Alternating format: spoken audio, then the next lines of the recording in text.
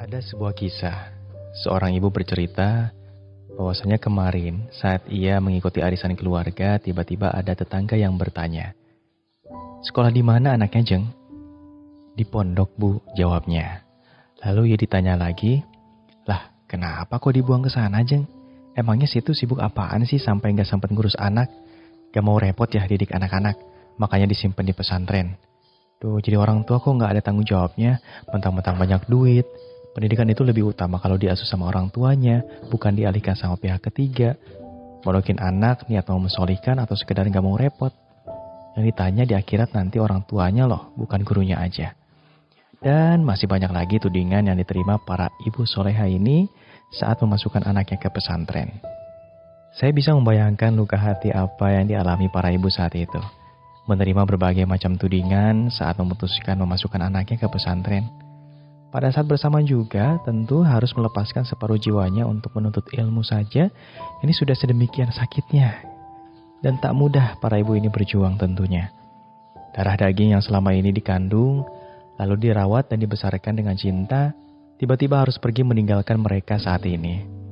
Buah hati yang selama ini membersamai kehidupan mereka, tiba-tiba harus jauh meninggalkan mereka. Nah lalu, tanpa empati kita menghakimi para ibu ini gitu ya. Seakan mereka melakukannya karena hilangnya rasa sayang terhadap anak-anak mereka. Dengan berbagai macam dalih, kita membenarkan setiap prasangka buruk itu agar terlihat menjadi sebuah pembenaran. Nah, bahwa keputusan sang ibu ini keliru dalam memondokkan anaknya. Mereka para ibu yang tidak bertanggung jawab, begitu kira-kira ya.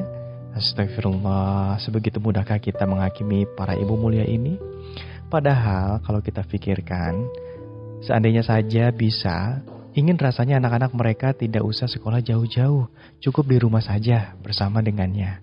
Tapi para ibu baik hati ini mengerti bahwa mereka memiliki banyak keterbatasan yang membuatnya tak maksimal dalam mendidik putra-putrinya.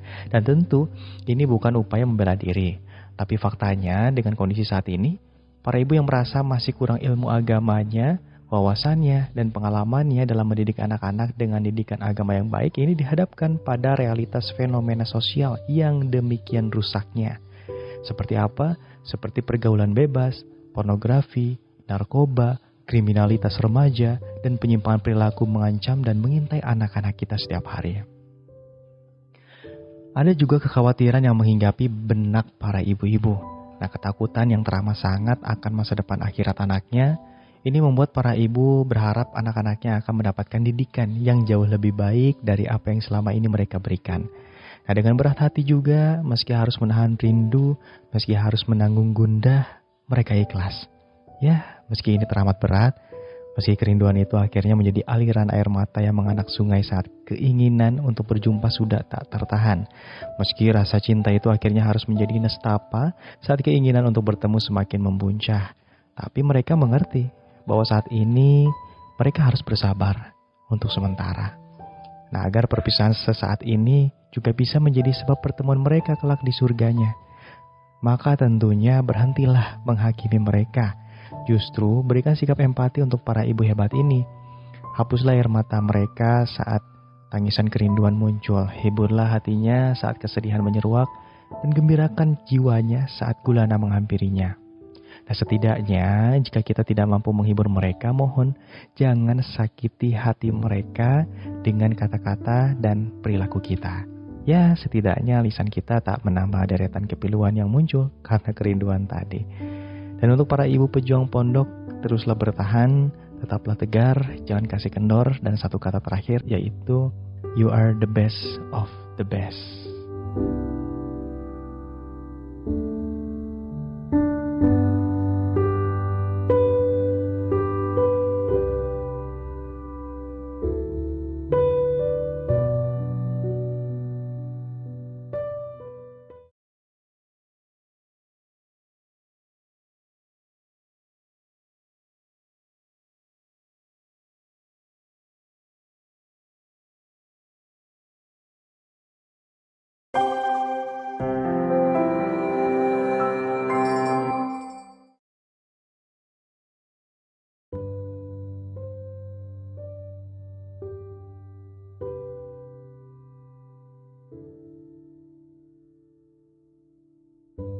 Ada sebuah kisah.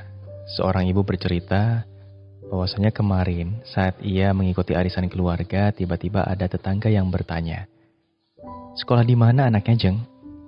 "Di pondok, Bu," jawabnya. Lalu ia ditanya lagi, "Lah, kenapa kok dibuang ke sana, Jeng? Emangnya situ sibuk apaan sih sampai nggak sempat ngurus anak? Gak mau repot ya didik anak-anak, makanya disimpan di pesantren." Tuh, jadi orang tua kok nggak ada tanggung jawabnya, mentang-mentang banyak duit,